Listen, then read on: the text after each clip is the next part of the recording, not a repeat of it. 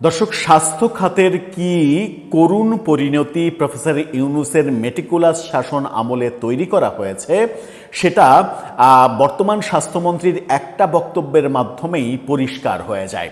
আমরা দেখেছি একটি গণমাধ্যম একটা ভিডিও প্রতিবেদনও তৈরি করেছে প্রফেসর ইউনূস এবং তার গ্রামীণ ব্যাংক কোটায় নিয়োগপ্রাপ্ত স্বাস্থ্য উপদেষ্টা নূরজাহান বেগম।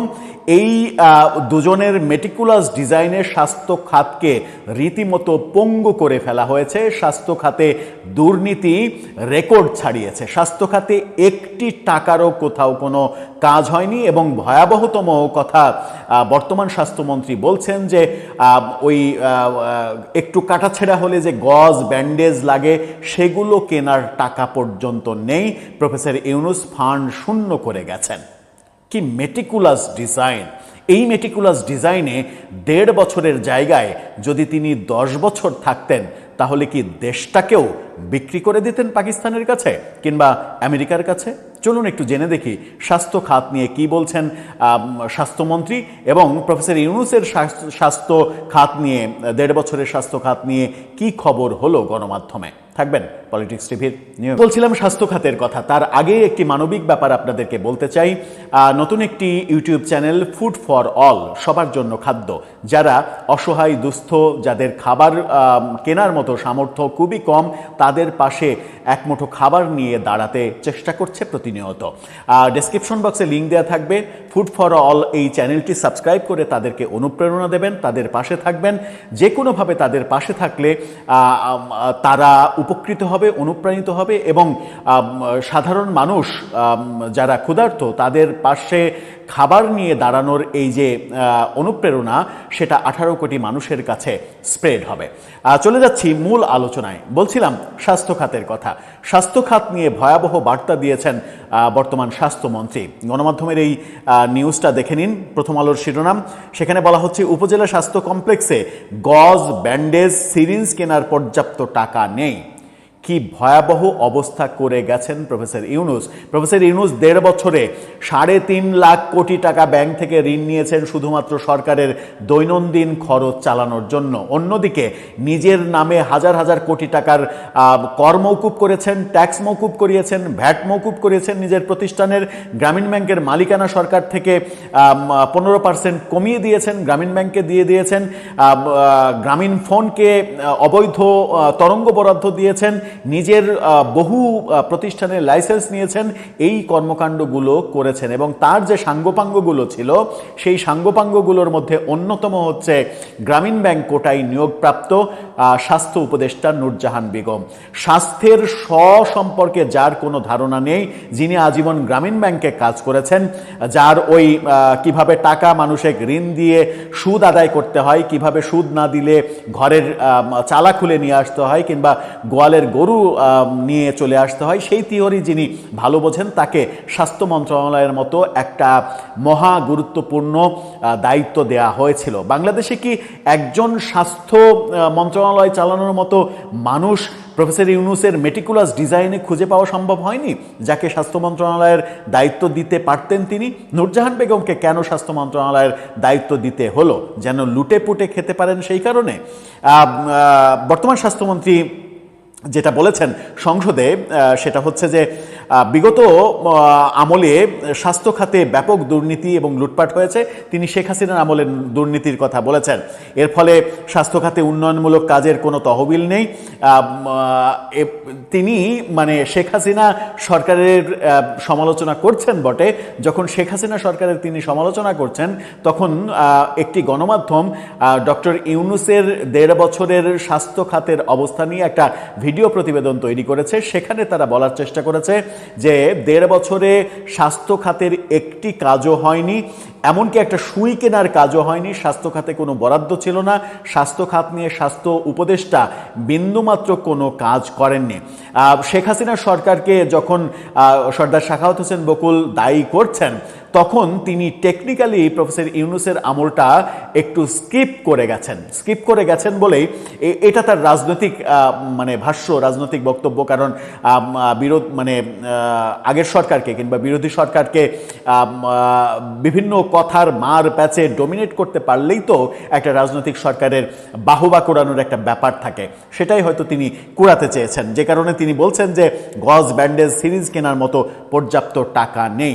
অথচ আমরা জানি যে প্রফেসর ইউনূসের আমলে বাংলাদেশের অর্থনৈতিক অবস্থা সব থেকে নাজুক হয়েছে, যে নাজুক অবস্থায় বিলিয়ন বিলিয়ন ঋণ নেওয়ার ব্যাপার দেখেছি আমরা, বিদেশি ঋণ, এবং অভ্যন্তরীণ ঋণ ৩.৫ লাখ কোটি টাকা নিয়েছেন ১.৫ বছরে, যেটা শেখ হাসিনার ১১ বছরে, সর্বশেষ ১১ বছরে গড়ে প্রতি বছরে ১ লাখ কোটি টাকাও ঋণ নেওয়ার ঘটনা আমরা দেখিনি, যেখানে প্রফেসর ইউনূস ১.৫ বছরে ৩.৫ লাখ কোটি টাকা ঋণ নিয়েছেন।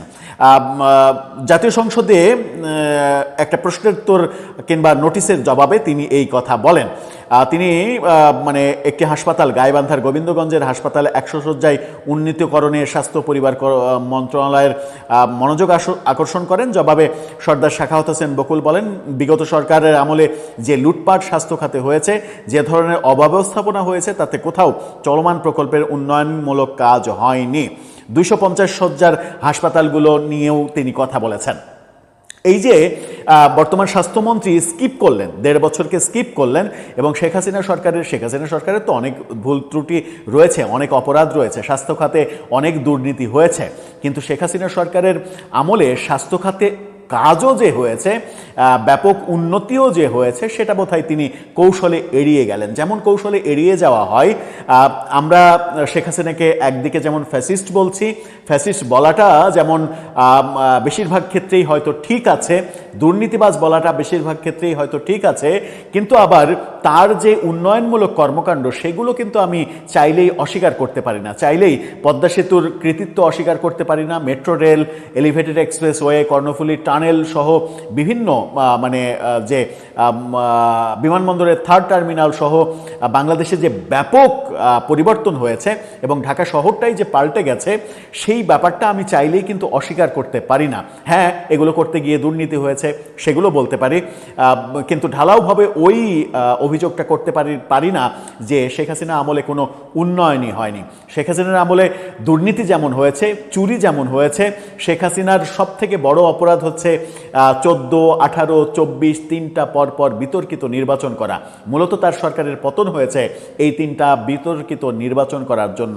তাছাড়া কিন্তু তাদের সরকারের উন্নয়ন কর্মকাণ্ড নিয়ে তেমন কোনো প্রশ্ন ছিল না।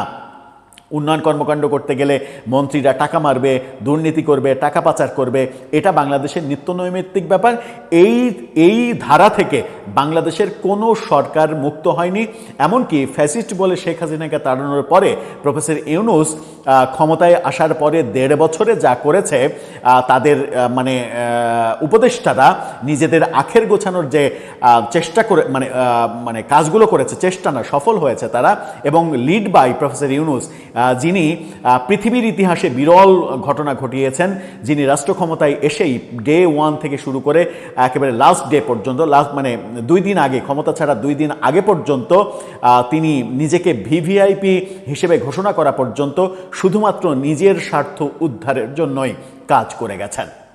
প্রফেসর ইউনূসের আমলে স্বাস্থ্য খাতে বিন্দুমাত্র কোনো কাজ করা হয়নি, এবং এই প্রফেসর ইউনূসের আমলের ব্যর্থ এবং অযোগ্য উপদেষ্টাদের মধ্যে আমার মনে হয় যে সব থেকে বেশি ক্রেডিট পাবেন ব্যর্থতার দিক থেকে এই নূরজাহান বেগম, যাকে তিনি গ্রামীণ ব্যাংক কোটায় উপদেষ্টা বানিয়েছিলেন। যদিও সাংবাদিক খালেদ মহিউদ্দিন একটা শোতে মন্তব্য করেছিলেন যে প্রফেসর ইউনূস সরকারের সব থেকে অযোগ্য এবং সব থেকে ভুল নির্বাচনটা প্রফেসর ইউনূসের ওই পদটাতেই স্বয়ং, অর্থাৎ প্রফেসর ইউনূসই সব থেকে কি বলবো যে ভুল নির্বাচন, তাকে এই সরকারের সব থেকে অযোগ্যতম ব্যক্তির নাম হচ্ছে প্রফেসর ইউনূস, যার সরকার চালানোর বিন্দুমাত্র অভিজ্ঞতা নেই। তিনি শুধুমাত্র সরকারে বসে রাজনৈতিক প্রতিহিংসা চরিতার্থ করেছেন। নেলসন ম্যান্ডেলার উদাহরণ ইচ্ছা করলেই তিনি এখানে প্রতিষ্ঠিত করতে পারতেন, সামগ্রিক ইনক্লুসিভ পরিবেশ তৈরি করতে পারতেন, যাতে জাতিকে এক সূত্রে গাঁথতে পারতেন, যারা অপরাধী তাদের বিচার করে কোনো রাজনৈতিক হিংসা বিদ্বেষের মধ্যে না গিয়ে সবাইকে এক সূত্রে গেথে একটা নতুন বাংলাদেশ উপহার দিতে পারতেন। সেটা না করে তিনি শুধুমাত্র ওই কাজটাই করেছেন যে কাজটাতে শেখ হাসিনার প্রতি তার ব্যক্তিগত রাগ প্রতীয়মান হয়েছে। শেখ হাসিনা যে তার শত্রু, এটা প্রতি পদক্ষেপে তিনি প্রমাণ করেছেন এবং ব্যক্তি বিদ্বেষটা তিনি প্রতিষ্ঠিত করেছেন তার আমলে, যেটা তার করা উচিত হয়নি। শেখ হাসিনা অপরাধী, তার শাস্তি হবে, তার শাস্তি কোর্ট করছে। তার মন্ত্রীরা যারা অপরাধ করেছে তাদের শাস্তি হবে, তাদের শাস্তি কোর্ট করবে, এটা আদালতের চলমান বিষয় হতে পারে। কিন্তু তিনি যে উদাহরণটা তৈরি করেছেন রাজনৈতিক প্রতিহিংসার, পরবর্তীতে এই ধারা যদি অব্যাহত থাকে তাহলে বাংলাদেশ থেকে রাজনীতির নামে প্রতিহিংসার রাজনীতি জীবনেও দূর করা সম্ভব হবে না। দর্শক, আপনার মন্তব্য এ ব্যাপারে জানিয়ে লিখতে পারেন।